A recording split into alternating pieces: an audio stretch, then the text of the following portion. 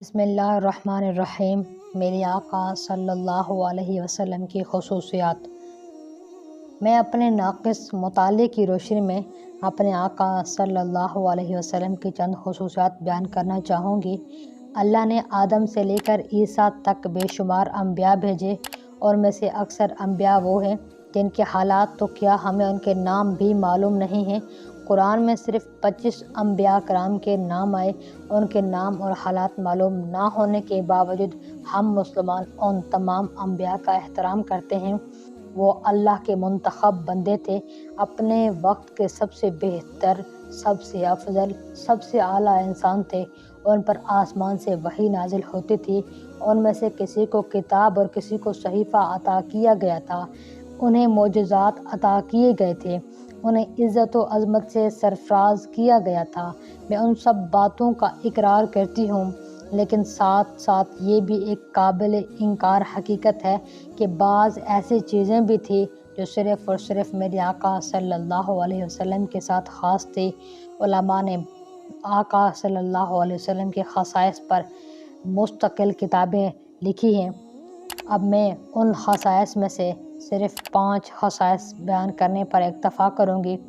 وقت کی قلت کو مد نظر رکھتے ہوئے حضور صلی اللہ علیہ وسلم کی پہلی خصوصیت یہ تھی کہ اللہ تعالیٰ نے اپنے حبیب حضور صلی اللہ علیہ وسلم کے نام میں رعب اور دبدبہ رکھا تھا۔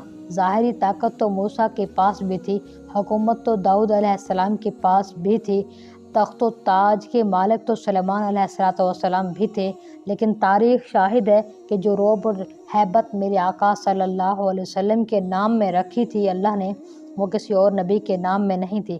یہ اللہ کے وعدے کا ظہور تھا۔ وعدہ پورا فرمایا، سَأُلْقِي فِي قُلُوبِ الَّذِينَ كَفَرُوا الرُّعْبَ، ان قریب کافروں کے دل میں رعب ڈال دوں گا۔ چاچا، یہ وعدہ پورا ہو کر رہا۔ آپ سیرت کی کتابیں اٹھا کر دیکھیے، بہت بڑے نامور بہادر اپنے تلواروں پر زہر لگا کے حضور کو قتل کرنے کی نیت سے آتے تھے، اور میرے آقا کا چہرہ انور پر جب ان کی نظر پڑتی تھی تو کانپ کر رہ جاتے تھے۔ بڑے بڑے سرکش قبائل آپ کا نام سن کر کانپ اٹھتے تھے۔ کئی علاقے بغیر کسی لڑائی کے فتح ہو گئے۔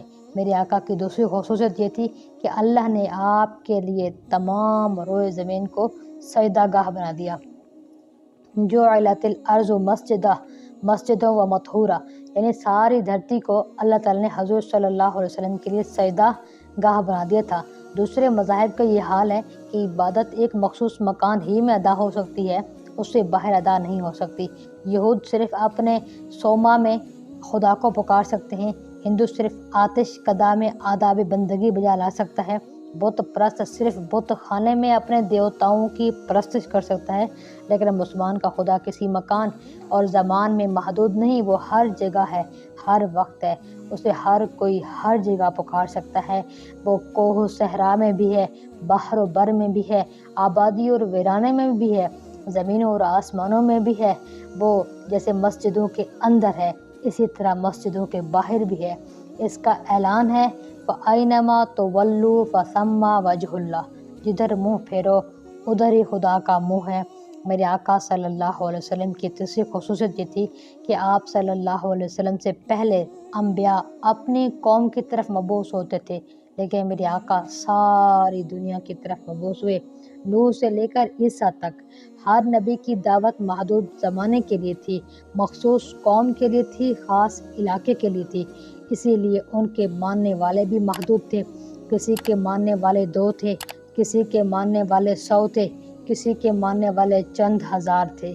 میرے آقا صلی اللہ علیہ وسلم کے ماننے والوں کا یہ حال تھا کہ آپ صلی اللہ علیہ وسلم کی زندگی میں ہی عرب کے کونے کونے سے لا الہ الا اللہ کی آواز بلند ہو رہی تھی۔